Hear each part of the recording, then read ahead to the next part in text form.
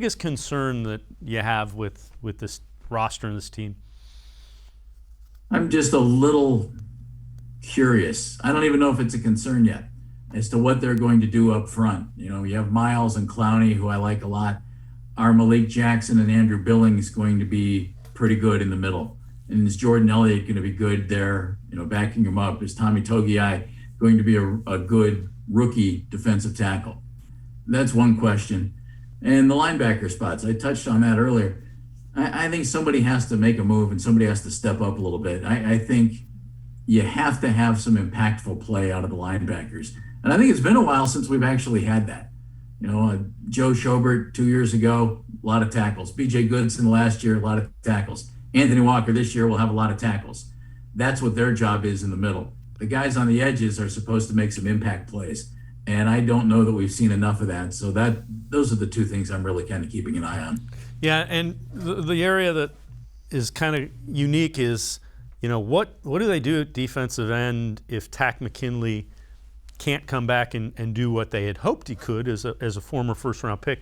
Kevin Stefanski talked about the guys that he got to see. He got to see a lot of the guys that are fighting to get into that defensive end rotation. Here's Kevin Stefanski on the defensive ends. All of those guys played. We got some really good reps from them. They played really hard. There were a ton of passing situations where they could rush the passer and try to disrupt the quarterback. So I wouldn't single any one guy out. I just tell you, I was really pleased with how they came off the ball and were constantly, working their technique.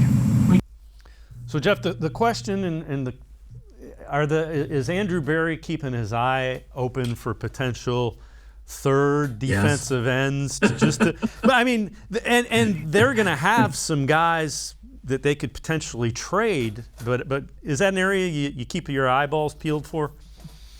Yeah, a little bit, Dave. I think Porter Gustin has been really solid, and I think that they like him and that he'll be a part of this thing.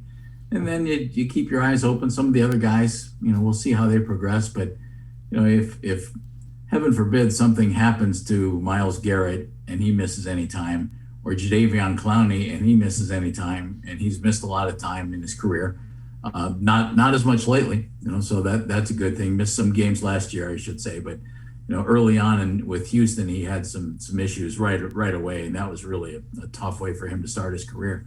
But you don't want to see those guys go down, because that's where I think the questions do pop up then. Okay, well, then is Tack McKinley ready to step in and be the guy? And I hope the answer is yes. And then if that's not the case, then who else is? Is it Porter Gustin's turn? Really highly thought of as a younger player. They'll see. There's no question Andrew Berry will be watching what's going on with other teams and who might become available.